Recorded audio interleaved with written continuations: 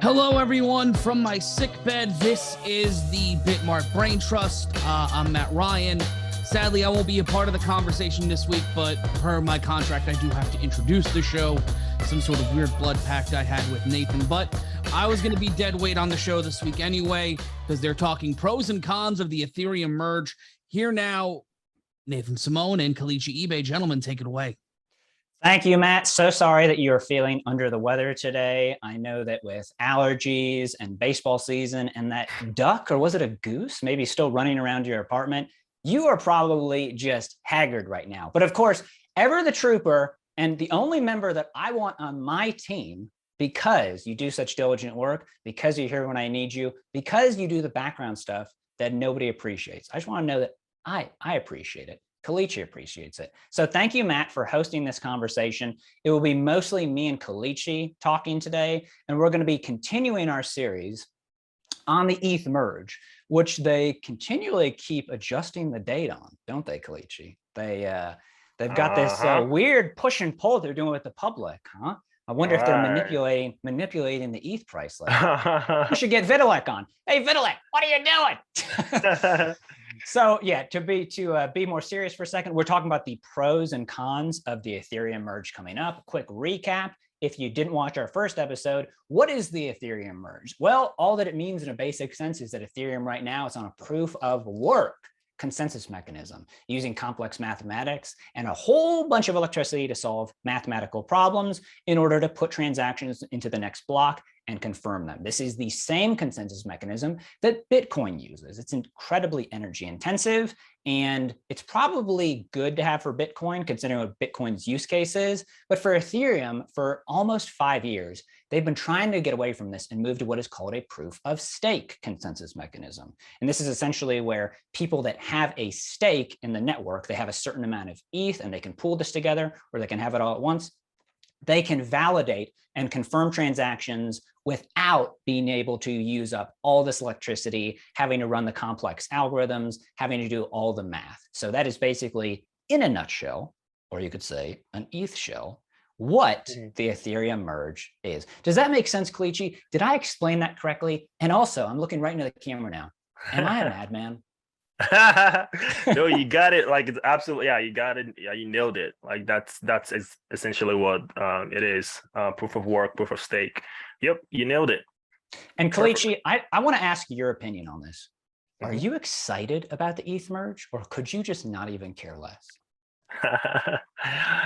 As someone who is like interested in the advancement of the entire like blockchain revolution, I'm excited for the Ethereum merge to see how obviously it improves the efficiencies of the Ethereum network. So yeah, I mean, I do some like transactions on the Ethereum network. So anything that will give me a better experience, give like the world, not just me, a better user experience, while not I guess harming the environment, or will be a good plus. So it's definitely a good development. I mean, you cannot not be a fan of it if you are overall a blockchain enthusiast. But it also comes with pros and cons that we'll talk about today. I mean, you can still be a fan of it, but still like recognize pros and cons, right? So it's not like you're just one-sided, right? So this is true. This is true. There are some people that are not fans of it. We could touch on that very briefly before going into the pros and cons list. Right. And this is mostly from the Ethereum mining community. So it is a little bit of a biased opinion, right? Okay, we could go into that. Now, why would somebody not be a fan of the merge coming up, Kelechi? I mean, you just said they can't not. I'll throw 5 more knots in there. They can't not be a fan of the merge. But Kelechi, why wouldn't somebody be a fan of the merge? Riddle us that, Riddler.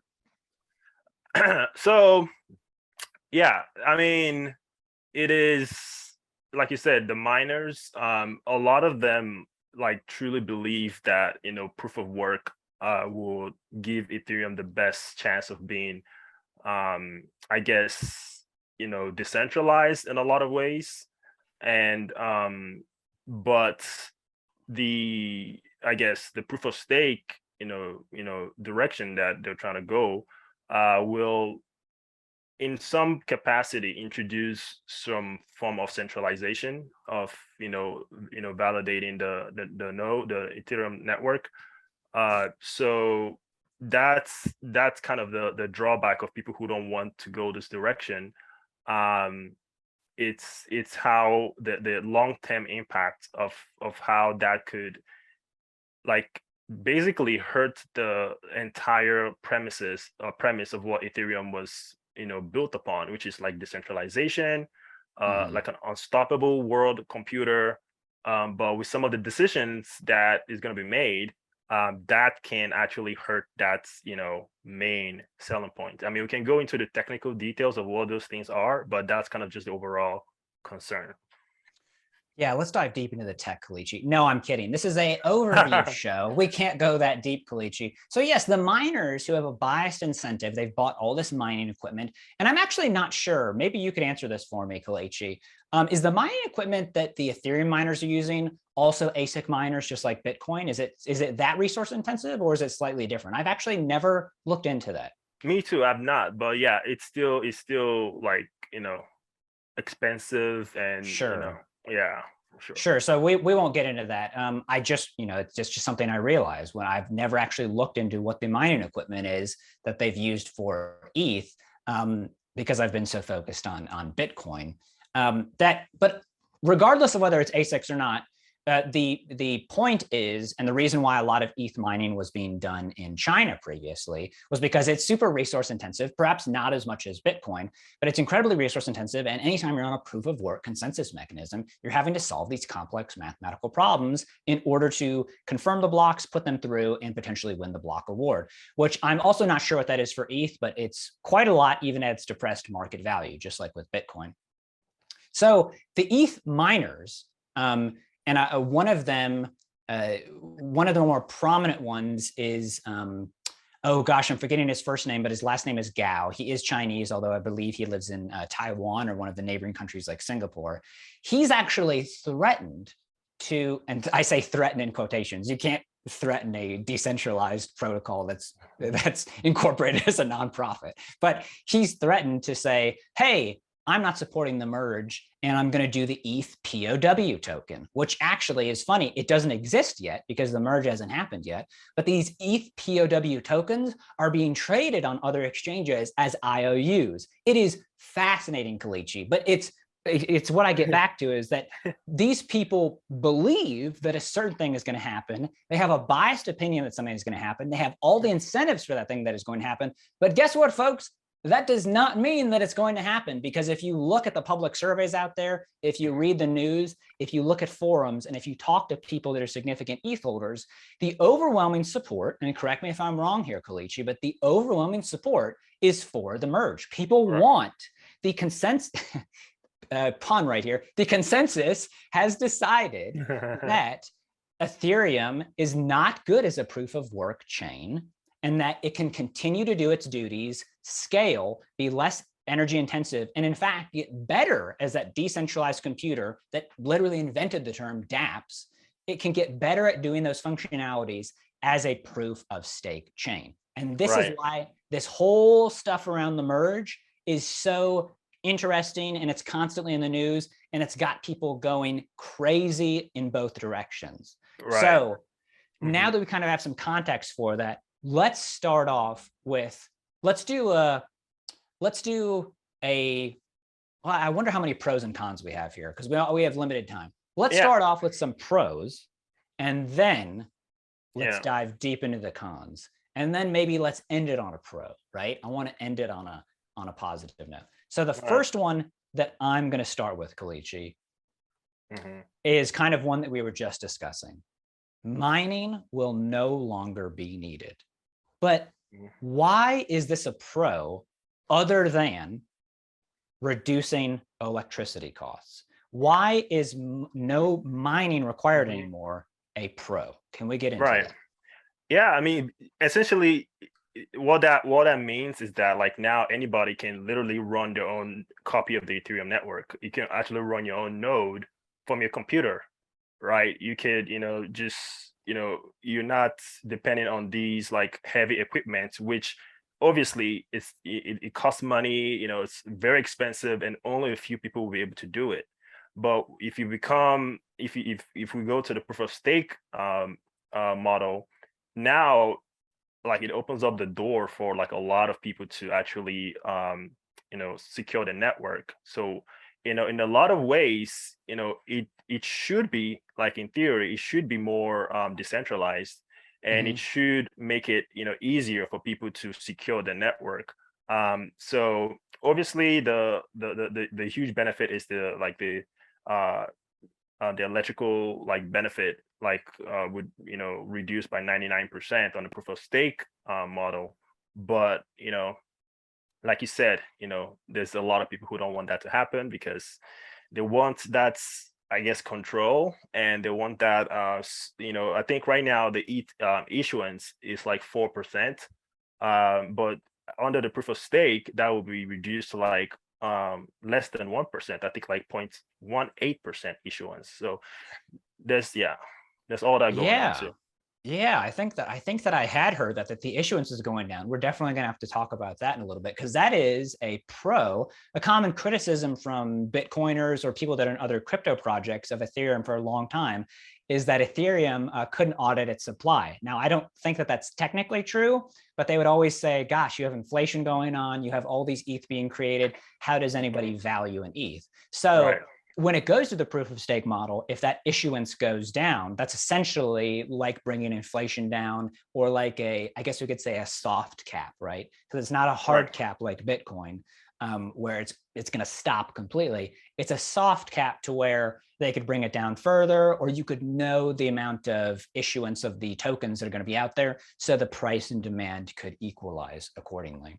Right. So that's going to be interesting to see if making it proof of stake and lowering the electricity costs does allow people to run smaller nodes that are validator nodes at home. I'm almost thinking about how, like, when you see people running like little Raspberry Pis or things like that for certain blockchains, I'm wondering if that's going to be possible with ETH. I guess we really won't know until the proof of stake transition happens, because it might be still too resource intensive. But in terms of electricity and equipment, the barrier of entry is going to go from way up here, right up here, 10 feet tall, down to, I don't know, 2 feet, 1.5 feet, the barrier of entry we're talking about. Right. So, and when you think about all the proof of stake like blockchains, for example, Cardano would be a good example. I know it gets a lot of flack, but they got that part right. Like it's easy, very easy to get a copy of the Cardano blockchain on your computer and start like actually securing the network. Just all you need to do is just send your ADA in the wallet, and you just like delegate it to a stake pool operator, and all of a sudden you're part of the network. Like you don't, like, the barrier of entry, like you said, goes down significantly. And the hope is that's what the merge will enable to happen. So that's kind of, that's where mining is not going to be needed, like an energy intensive and costly form of producing like new ETH to go into this proof of stake model. Cardano, you don't say. I've never heard of that blockchain. I'm kidding, Kelechi. Well, that's a fascinating point that you bring up, because Charles Hoskinson was one of the co-founders of Ethereum. And the split there was that Charles Hoskinson wanted a for-profit model for the blockchain to kind of respond to capitalistic incentives, whereas Vitalik Buterin wanted a nonprofit model where he wanted it to be fully decentralized, code is law, things like that. So Cardano is an excellent example to look at what Ethereum might be like in the future, or what they might model on, because they are literally being developed by two very, very intelligent people who at one time shared a project, that project being Ethereum. Right. So yeah, it's fascinating to think about whether it will evolve to be more like Cardano. I actually hadn't come to that conclusion. So thank you for bringing that up, Mr. I mean, the main technology is obviously not going to be the same, because I think Ethereum uses like an account based model, and Cardano obviously uses a UTXO model. So I don't see that changing anytime soon. Now, there will be some kind of interoperability between both blockchains, and there are projects actually working on those types of things. But Ethereum is they're still gonna have their account-based model, and Cardano is still gonna have their UTX or EUTX model as well. So Extended UTXO. There's probably nothing there to discuss. I'm kidding. Guys, the running joke we have on the show is that we're all Cardano maxis. Don't worry about it. We're not. I'm a nothing maxi. I just like to go with the most interesting projects, and I love to learn about basically any blockchain project. So when it comes to reducing the energy by 99%, that is a huge PR win. right. While also being a legitimate environmental win, because in case you guys don't know, electricity is only free when it comes from a cloud in the form of lightning. Other than that, it has to be generated in some way. And even, quote unquote, free forms of electricity, I'm thinking of like a hydroelectric dam. You still have to build that with tremendous amounts of metal. You have to have the magnets that are properly there to spin to generate the electricity. Right. It is quite difficult and costly to the environment to generate and set up electricity. So whenever we can get the most benefit, this is why people are gung-ho about making batteries more efficient, or having solar panels that last in the hundreds of years, or using totally renewable vehicles. Sure, or using totally renewable forms of electricity from times past, like windmills, something that just, they don't break, they don't cause any environmental damage or things like that. This is a huge win, not only for the environment, because you can divert electricity to other ways, or you simply don't have to take all these resources to make electricity, but it's also a huge PR boost for Ethereum. Because, as you know, Kelechi, even though Bitcoin continually becomes adopted, even though mainstream institutions invest in Bitcoin, even though people in the third world are adopting Bitcoin as one of the hardest forms of currency ever, I'm using the Lightning Network, Bitcoin will continue to grow as the crazy, amazing technological innovation that it is. It continually suffers from this PR problem, to where people say, I don't want to be associated with Bitcoin. It's using all this electricity. And like I said, we won't get into the fundamental differences between Bitcoin and Ethereum using proof of work here. They have two different use cases. Bitcoin probably needs to use proof of work and is continually shifting towards renewable sources of electricity, if you look at the way that's being adopted around the world, because the incentives are aligned. But Ethereum can't really do that. And so it's been necessitated, and it's been a thorn in its side for years, that it's still consuming all this electricity. And that's not even on top of the fees, on top of the slow network, the network times, all that. So I want to talk about the pros. What will this do for institutional or perhaps governmental adoption of Ethereum as a programmable network computer? Because this PR problem has firmly been nipped in the bud. Right. Yeah, that would be huge. It would be a huge win, because to your point, like most institutional investors, it actually will hurt their overall, like maybe their brand or their company, if they're dealing with a like a technology that consumes a lot of electricity and it's not good for the environment. So by getting rid of that, now it opens up that door for them to actually be a part of the the Ethereum network or community, to start investing heavily on it. And not just institutional investors, you have people who really like care about the environment, even like gamers, for example, people who play video games. And that's another like segment of the population that we're trying to bring over to the blockchain industry. And if you're telling them that, oh, support this network that is causing all this like harm to the environment, they'll be like, no, I don't want to support that. So that this is definitely going to be a huge win for Ethereum, being the second largest crypto, by far the most used blockchain when it comes to like literally like DeFi, even the NFT, blockchain gaming, everything, like a lot of that is built on Ethereum. So for Ethereum to move to that, to have that win, will attract institutional investors and people who were previously hesitant to join the bandwagon will be able to do so. And so then here's an interesting thing that while you were saying that, Kelechi, came up to me. So do you think that other networks like Cardano, Avalanche, oh gosh, I just had the other one in my head. Hedera hash graph? No, because Hedera is slightly different because it's not using proof of work or proof of stake. Yeah, it's just a hash graph. Yeah. What I'm getting at here is that for a long time, many years, in fact, these other blockchains that essentially have been trying to do or fulfill the mission of Ethereum, right? They've also trying to be programmable computers with the NFTs, with the smart contract. Sometimes they do it better, sometimes they just do it differently. A major selling point for them for the last couple of years is, look at Ethereum. It's using all this energy. You got to support our blockchain, okay? Right. But once that's no longer true, that's so true. Do you think that there's going to be a huge migration of people that say, because it's kind of like this. This is the analogous argument I would use.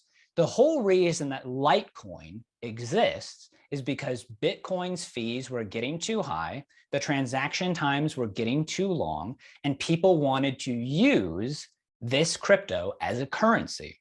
Right. But now that you have the Lightning Network, and now that you have Bitcoin's proof of work stuff, continually always shifting to renewable or low cost electricity sources, Litecoin it's just one of those anomalies that, hey, it still exists. I still love you, Charlie Lee, don't give up, okay? I still like Litecoin. It has a use case, but the use case that got people to use it in droves, every day that goes on, it becomes less and less relevant. Not because it's a bad project, but because the problem that it was supposed to solve is continually less there. So do you think that once Ethereum transitions to proof of stake and they no longer have these electricity problems and they start scaling, which they're trying to do in a couple of months, and they do the sharding and the fees start coming down and all the sort of stuff that's supposed to happen after the merge, do you think people say, you know, why would we be with Avalanche? Why would we be with Cardano? Why would we be with the 6th, 7th, 12th? Why would we be with the 25th, best blockchain? Why wouldn't we go with the second best, right? The one that has the network effect. Right. Why do you think people are going to be shifting into Ethereum? Because that comes with its own issues and pros and cons. All right. I mean, what was EOS the one you were trying to remember by any chance?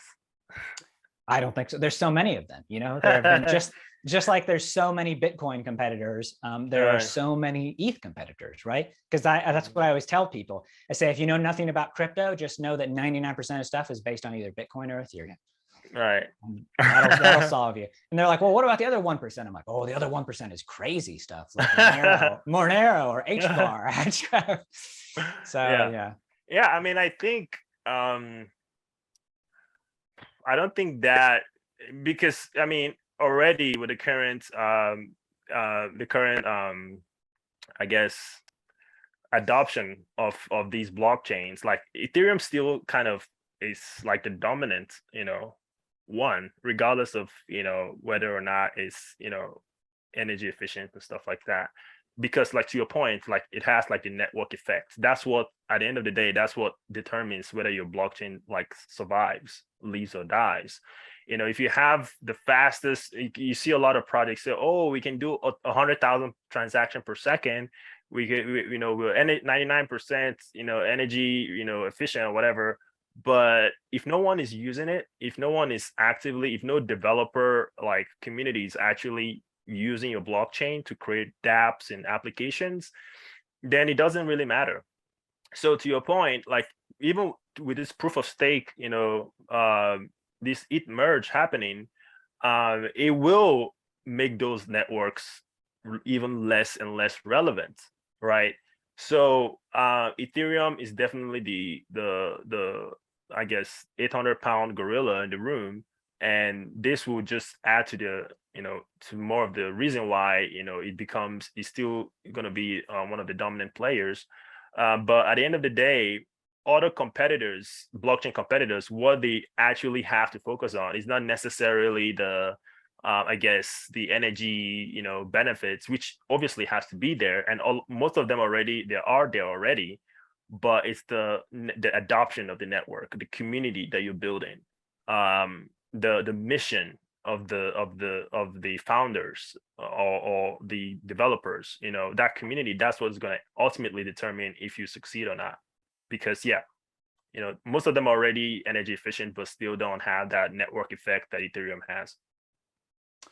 Yeah, and as we all know, I mean, you need that Twitter hype to just keep going. And Ethereum doesn't have that Twitter hype. They've got the mainstream world hype. It's so interesting that you talk about how, with the strength of a community and whether people are adopting it, that determines whether the project is successful or not. And that makes me think of Matt Graham-Cracker Coin, which maybe we have discussed sometimes, that Matt created. It just won't get off the ground, even though it has so much utility to it. It really does. It just, but we're going to keep working on it, Kelechi. Okay. I'm not a man who gives up easily. I know that it's number 7,000 on CoinMarketCap. Stop tweeting at me. Okay. I'm a hodler. Me and Matt actually discussed on the minor leagues about being a hodler versus being a sports fanatic. It was a fascinating conversation. I suggest you pay attention to it. But getting back to the tangent that we were on here, Kelechi. Yeah. The network effect. I mean, you have, like I said, HBAR is different. It uses the hash graph. We're not even talking about proof of work or proof of stake there. But let's assume an interesting scenario, okay? Before we go into a major con of the merge here. Let's assume that the merge goes off without a hit. It reduces the energy by 99%. What incentive, other than being loyal to a particular blockchain, or the unique assets that some of these blockchains, go into, like we discussed, there's a fundamental difference between Cardano and Ethereum. I think there's a slight difference between Ethereum and Avalanche, and then there's slight differences that come up. Other than the communities that people have built on here, I'm thinking about NFT communities, e-commerce, things like that already use these coins. Like, what real incentive is there for people to stay on some of these blockchains if Ethereum is going to fix this problem and do as promised? I mean, do you see anything other than what I just said about loyalty to community, or maybe simply wanting to build something outside of one of the dominant ecosystems, which is how subcultures form? I mean, there's still going to be people who, believe in other, I guess, like technology or ways of doing things. Like Ethereum, obviously they're the dominance, they're one of the first, so they have that first mover advantage. But I mean, we could go back in history and look at technology. Like we can see, maybe like Nokia or like BlackBerry, they came out first, like they were one of the first, but obviously, we didn't just like settle for that. You have Apple came in and changed the game, right? So, Ethereum obviously have that going for it, but there's still going to be a lot of people who we want to like innovate and create something different. And quite frankly, I think that is good, because if everything just rests on Ethereum, like succeeding or failing, then we're all like, it's not a good thing, because we're going to talk more about the con here, but if anything goes wrong, then the whole blockchain situation is gone. So you don't want that, right? Especially because like Bitcoin is always going to be there, but Bitcoin doesn't have smart contracts, like functionalities that enables, developers to build like dApps, applications, marketplaces and things like that, right? Like identity solutions and all kinds of things. I mean, I guess you can do that in some capacity, but it's not, that's not what it was built for, like the main benefit. So, that is Ethereum. But if anything goes wrong and Ethereum something happens, then you're kind of screwed. So I think there's still going to be a market for people who want to invest in the next Apple, or want to invest in the next disruptor, to see, especially if they're gaining momentum and they actually have sound technology and a growing community, and just there's always going to be a market for that. This is, I mean, at the end of the day, this is business money. People who want to invest in things that they believe has potential. So there's always going to be people who believe in those other projects or other blockchains as well, in my humble opinion. I'm not saying that's the 100% truth, but that's what I think. Well, I appreciate that it's your humble opinion and not your overt shouting opinion. Just for my earphones here. Yeah, it's funny because you're so right here, where, let's assume that Ethereum goes to the merge without a hit, everything goes well. We're looking 5-10 years down the road. It works as intended. You never, ever, no matter what system you're setting up, it could be a home, it could be a city, it could be a country, it could be a business. You never want to have a single central point of failure. And Yep. so even if Ethereum does all the amazing things that it's supposed to do, it replaces title deeds, the smart contracts execute flawlessly. There's no reason to ever doubt it. What happens if something happens to Ethereum? I mean, it would be like, the only analogy I can think of, we know that I love analogies here. It would be like if the sun went out. Guess what happens if the sun goes out? You're not living on Earth very long. It's the main fundamental thing that you need to have life in this cold, barren universe. So Ethereum will probably continue to grow. And in my humble opinion, because it has such a use case to it, because you can do so much with it, because it is programmable, it is not unlikely that in 10, 20, maybe even less than that years time, one ETH might be worth more than one Bitcoin, because they play fundamentally different roles. Bitcoin could be, and its greatest use case right now is store of value. It could be like having a bar of gold. I can go out and buy a bar of gold right now for $2,000 and some change, whatever the market price is. I haven't looked at it, but it's probably going to stay around there until I'm dead. It's going to go up and down with inflation, but unless somebody comes up with just an amazing invention, the new Tesla battery or something like that, and you have to use gold. Gold is so critical that you can't make it without it. Gold is going to continue to do what gold has done since humans gave it value. On the other hand, Ethereum is like a MacBook, right? I have a MacBook now. It's pretty damn valuable. It's how I'm speaking to you. It's how I make this stuff. It's how I go to work. I bank, I email. There's so many things I could do with it. Do you think that a MacBook 10 years from now is going to be even better, the same, or worse? It's a rhetorical question, of course. It's going to be even better because that's how technology progresses. I mean, for God's sakes, in 10 years, the MacBooks, you're probably going to be going into the metaverse with the MacBooks. They're going to suck you in like Jumanji. And you're going to have to try and pull yourself out. Help, Matt, I'm in the metaverse. Get me out. But that is the fundamental promise of ETH, is that when you have a programmability token, you just talk to a coder. If you can find one on your friendly local street corner, newsflash, they're probably in a dark basement somewhere, or you can find one on a forum. You can program almost anything. And if you don't think that things are programmed, go to your local city council meeting and ask how the traffic lights are run. They don't press those buttons. They got a computer program that's running that stuff. That is a teensy tiny example. Okay. So if ETH is programming the world, it's doing this, it's doing that, it's replacing all sorts of stuff, I can see why some people would be ETH maxis. Once again, I'm not a maxi on anything. That's just not my style. Yeah. But this leads us into an excellent and huge con. Huge con. Before we go there, like, just to round everything up, you just said about like becoming more valuable than Bitcoin, is based on the improvement this could give Ethereum. Like I said, the issuance once proof of stake goes live will be like 0.18% issuance from 4%. So way less than 1%. And now when there's like huge network activity because of adoption, because it's now like faster. I mean, obviously it's not going to happen immediately. There have to be like sharding and all that kind of stuff. Sure. But it's going to make it to where there's going to be a huge demand. So think about the microeconomics, right? Low supply. So it's going to reduce from 4% to 0.18%.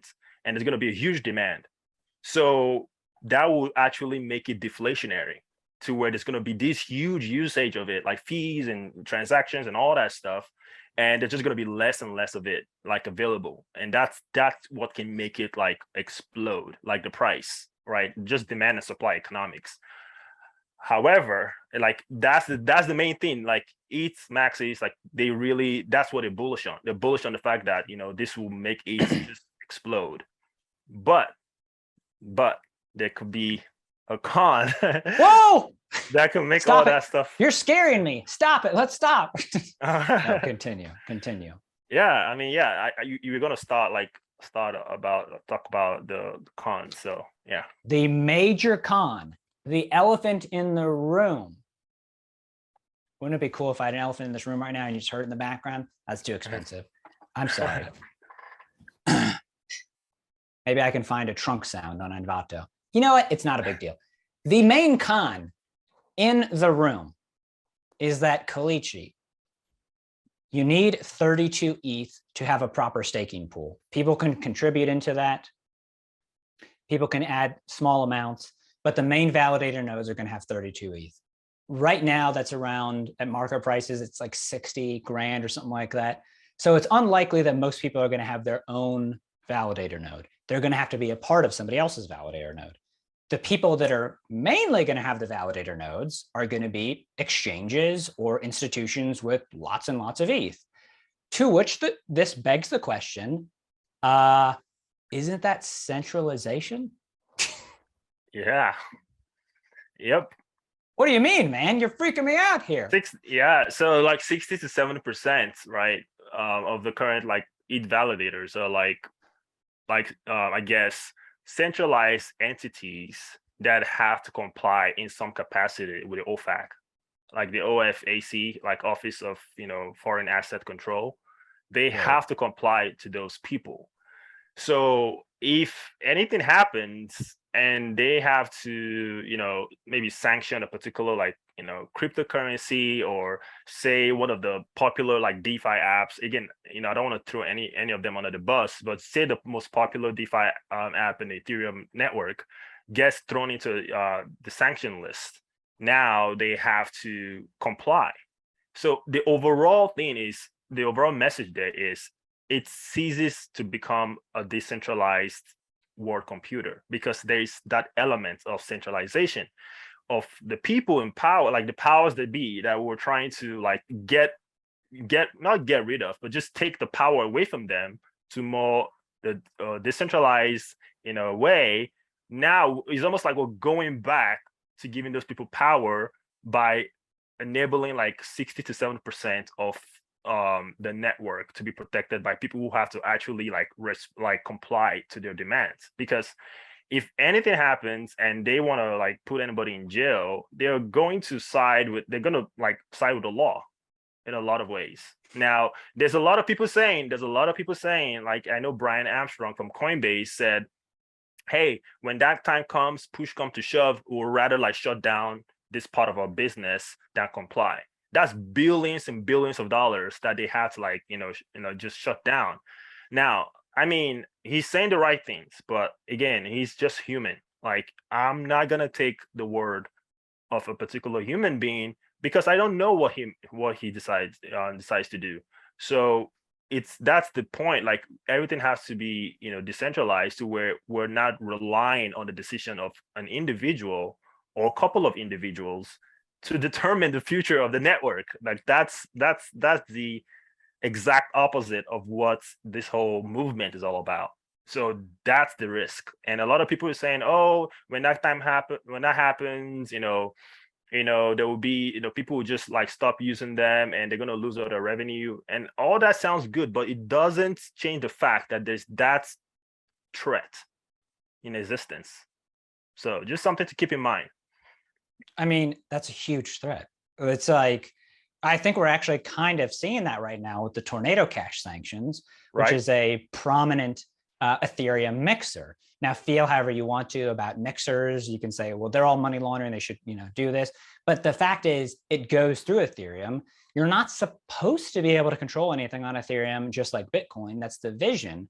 But the US government sanctioned Tornado Cash. Lots of governments around the world have sanctioned it. And since it goes through Ethereum, it is a default censorship of the network, and it taints those tokens in the same way that people used to worry about getting tainted Bitcoin. And I have to believe that in the future, as Ethereum is more adopted, because it's fully open and auditable, just like Bitcoin, that will only grow. And because you have mentioned that it's on an account-based model, it's not obfuscated in any way. this is rather easy to look up. There are entire firms that dedicate themselves to what's called blockchain forensics. Right. So we get to this point where it's doing 70 to 80% of the world's programmability because it's got the second network effect. And you're right. What happens if you're a company that's doing business, or you're a government that's doing business? And in the traditional finance system, you know, let's say some country in Africa or the Caribbean does something that the US doesn't like. They just take them off of the SWIFT system, and there's another banking system, I can't believe it's called. And then guess what? You can't move money around. And if you can't move money around, you can't really exist in the modern world. It's not like the olden days where you can load stuff on a pirate ship and just send it off. You're dependent on this. Well, Ethereum would be, imagine if you're a government and you're trying to settle accounts, sign contracts, make diplomatic relations on Ethereum. We have no idea what this network could be used for because it is so programmable. But then somebody does something that somebody else doesn't like, and that somebody has a little bit more power, and they just say, nope.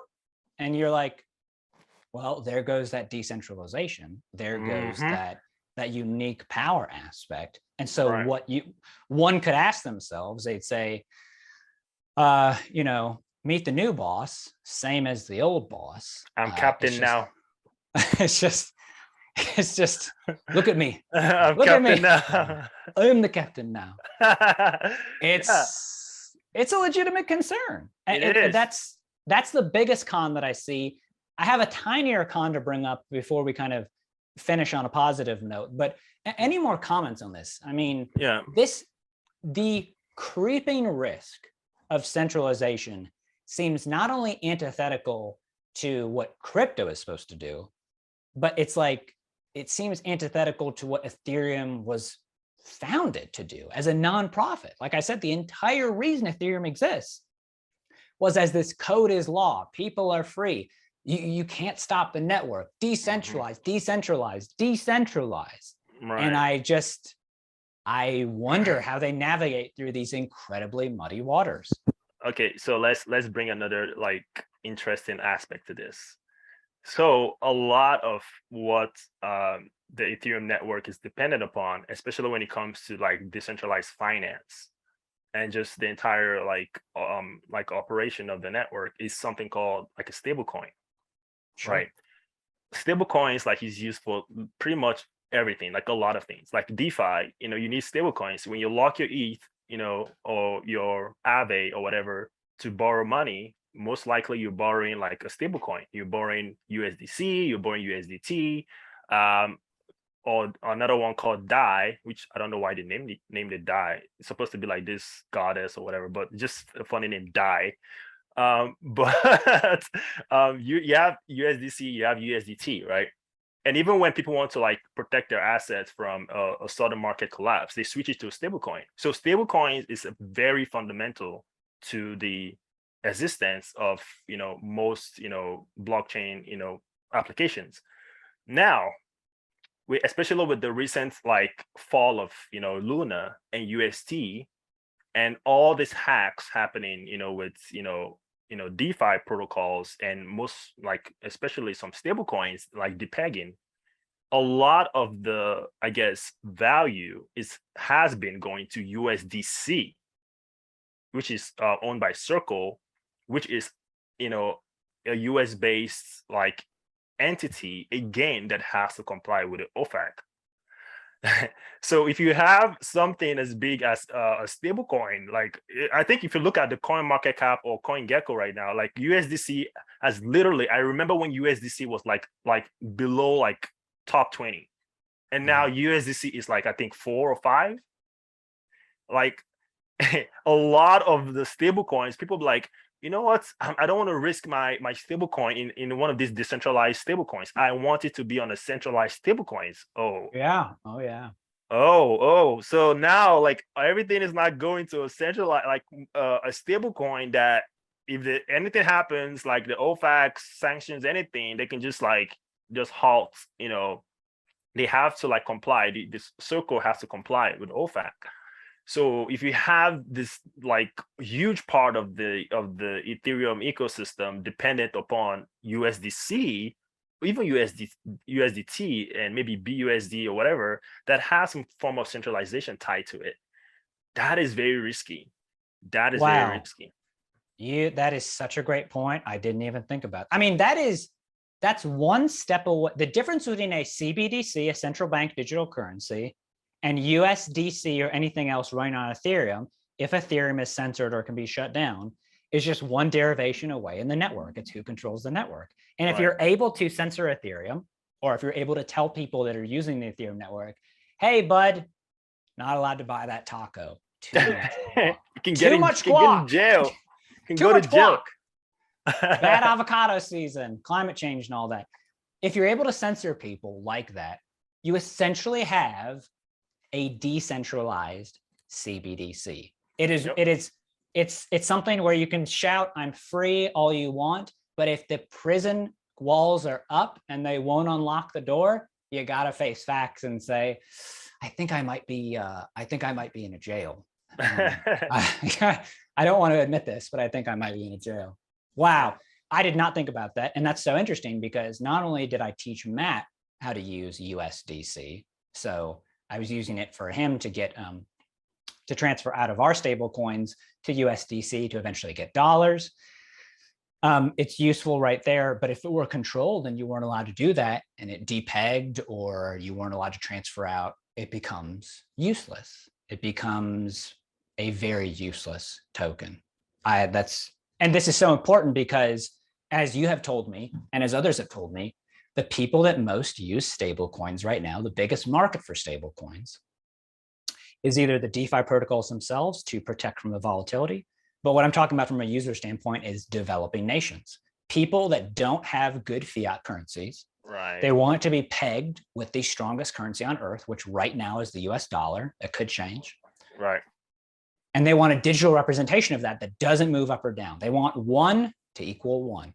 But if that 1 can be censored, similar to how if you were to use US dollars in some communist countries openly, like the North Korea, Cuba, Venezuela, it is technically illegal and you could be thrown into prison for doing some of those things. In which case, you may have a strong currency, the dollar, but if you can't use it, if it can be censored, if it gets you in trouble, right? What do you really have there? What is the tool that you really have there? Yeah. One of the softer cons that I wanted to bring up that I think most people don't bring up here, Kelechi, and then we'll wrap up on a kind of a positive note, is that, people give a lot of crap to the ETH miners for wanting to not do the merge, for having this kind of thrust upon them. But I want to look at it from the miner's perspective, okay? So if there had never been any ETH miners, Ethereum would not exist. It is a proof of work chain and has been since its existence.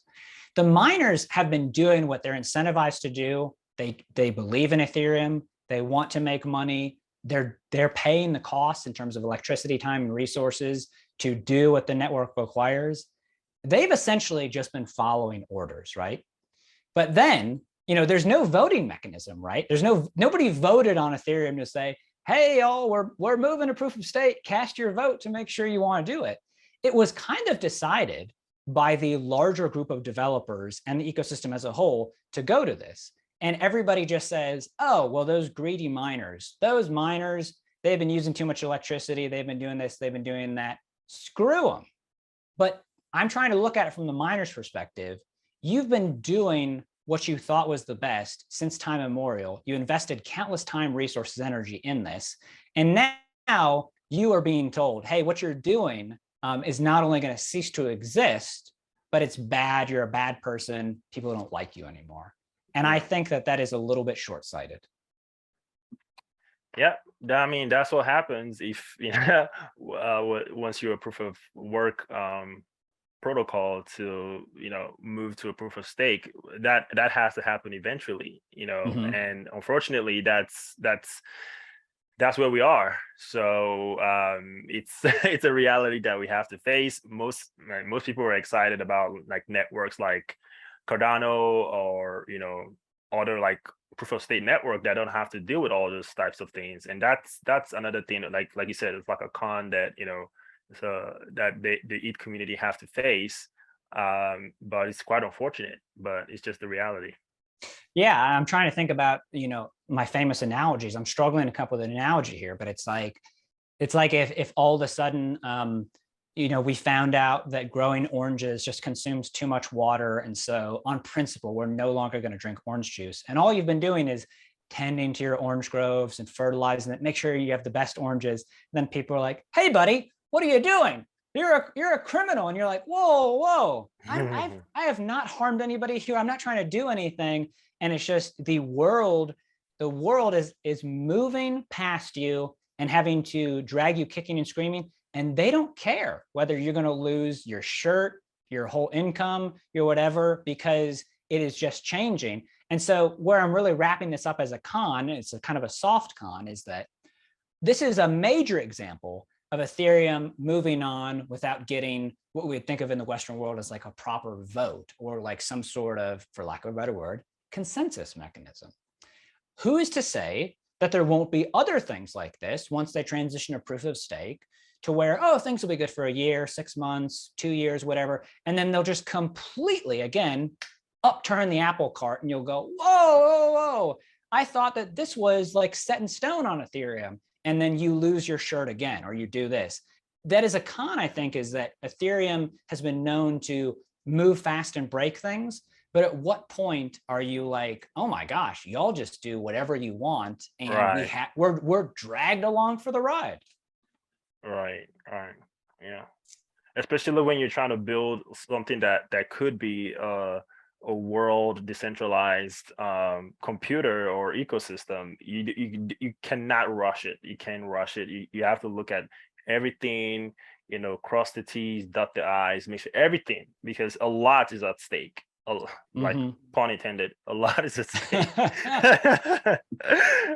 So you don't want to rush it, and you want to make sure everything is it's not just going to fall apart based on conflict of interest and just all kinds of stuff. It's definitely crazy, but fun at the same time.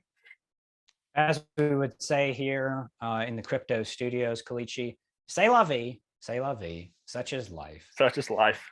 To all my French crypto miners out there, yeah, well, and I'm not trying to defend the ETH miners. I actually support the move here to proof of stake. At least they're finally doing what they said they've been going to do for 5 years. So Vitalik, if you were late to my party, I don't know if I'd let you in, but I don't know. You're kind of a skinny dude and you got that great smile. So come on in. Come on, grab a drink. I need to eat a sandwich too and do some push-ups. So we're going to end on a positive note here, Kelechi. We've already gone for a pretty long time. I think we've really dissected some of these pros and cons. I'm really glad that you've been able to dive in deep with me. It's always nice to have somebody that is as knowledgeable, or let's be real, a little bit more knowledgeable about stuff outside of my comfort zone here, because I'm not a big ETH head. I tend to be a mostly Bitcoin guy, and then there's a couple other projects that I like. I'm not a maxi on anything. But I'll end on this positive note, Kelechi, and ask for your comments on the positivity. Ethereum, despite moving fast and breaking things, despite having this huge programmer network, despite the personal controversies throughout the years, things like that, Ethereum has this really, really rabid, and I mean that in a good way, really rabid community of people that they want to see a good change in the world. I try and compare it to Cardano. When people talk about Cardano and ETH, I get a similar vibe to where they say, we just want this to work. We want there to be as least fees as possible. We want 100% uptime because this will change people's lives. And whatever people say about Vitalik Buterin or the lead developers that are involved in it, I continually read or see stuff to where I think that it is genuine. And I don't think that they could be the number 2 token in the world if it wasn't genuine. So on a positive note here, no matter what happens with Ethereum, I do think that the vast majority, and that is, I'm going to say over 75% of people involved in making Ethereum, developing it, deploying it, I think that they are rabid do-gooders, and that is not a bad thing, in my opinion. That is kind of the real heart of what crypto is supposed to be. And so if they can make that vision happen better, more widespread, and with less cost, after the merge, then I don't see any way how I could not support it. I'd love your thoughts on that as we close. Absolutely. Absolutely. And especially if things can be done to prevent the centralization part of it, which I think there are things that can be done and will be done, when that time comes, like I think there's something called like slashing where, if Coinbase does anything crazy or attempts to do anything crazy, they can actually stop that. The community can actually stop that, or just like fork their version of whatever they're doing and just do something different. But it's like you said, the overall intention is to create a better society, a society that takes us away from this current, I guess, the current system that is not working. And that's kind of to your point, the vision and the drive behind something like Ethereum. I mean, I can't speak for everybody. Obviously, they're like bad actors, but for the vast majority of people who are building in this space and working on the Ethereum protocol and blockchain, it is that desire to see the world be a better place, to have open access to finance, to the world. And that's where DeFi actually came. The whole concept of DeFi came into play. So I mean, that's why, going back to the first question, I want to see Ethereum succeed. Like there's no benefits, in my opinion, to see Ethereum fail. Like at the end of the day, they're trying to do good. Developers, the people working on these things are trying to do good, trying to take power away from central players, in different like industries, finance, markets, real estate, games, corporations, everything. They're trying to make everything to where the power goes to the people, so that is a noble cause, regardless of where you sit, proof of work, proof of stake. At the end of the day, we're trying to make the world a better place. That's all that matters. That's a great place to end it. It's just so fascinating too, because that exact same philosophy and treatise is what is behind Matt Graham Cracker Coin, but that's a members only token. It's a members only token that you can't get. You can feel free to message me, guys, if you want some of it. We're in the building phase. We're trying to build a community. It's going to have some fire NFTs. I will just tell you that. And we're trying to integrate this thing where you get real graham cracker dust on your shirt in the real world just from digitally interacting with it. Everybody always complains about crypto dust on their balances. This is going to be real dust, real graham cracker dust. But that's still in the development stages. Kelechi, I wanted to thank you again for joining me here on the BrainTrust. As always, so sad that Matt is feeling under the weather and couldn't join us here. I would have loved to know his opinions on this stuff. He claims that he doesn't have any opinions, but you know what? Whenever I ask him something, he's always got something that makes me think. Blows us away, yeah. If you watch the minor leagues, it's like I could just throw a ball onto the wall. That wall is Matt, and it just comes back like twice as fast. And I'm like, whoa, I didn't think about that. So always value his opinion. Sorry that he was not able to join us on this episode, but hopefully this was a rousing conversation between Kelechi and I. Next week, we're going to wrap up our series on the merge, and we're going to be talking about misconceptions around the merge. There's misconceptions, Kelechi, like, is every Ethereum token going to become wrapped up with a bow and with a clearance tag from your local department store? I don't know. We're going to have to clear that up in the episode. Is Ethereum, once it transitions to proof of stake, going to smell strongly of garlic?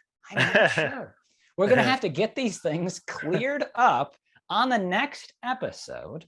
Okay. And Matt will be joining me for that one, I hope. Kelechi, you will be definitely joining me for that one. And we will see you there. This has been another episode of the BitMart BrainTrust, and hope.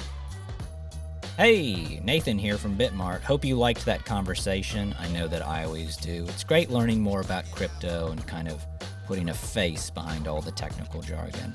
But that's not the last thing we have to do. We've got to get some legal stuff out of the way, and so here it goes. All opinions and actions expressed and undertaken by the hosts and guests are individual opinions and actions and do not reflect the views and actions of BitMart. BitMart does not guarantee the accuracy, applicability, reliability, integrity, performance, completeness, or appropriateness of this content. The value of digital currencies can go up or down, and there can be a substantial risk in buying, selling, holding, or investing in digital currencies. You should carefully consider whether trading or holding digital currencies is suitable for you based on your personal investment objectives, financial circumstances, and risk tolerance. BitMart does not provide investment, tax, or legal advice. Use of BitMart services is entirely at your own risk.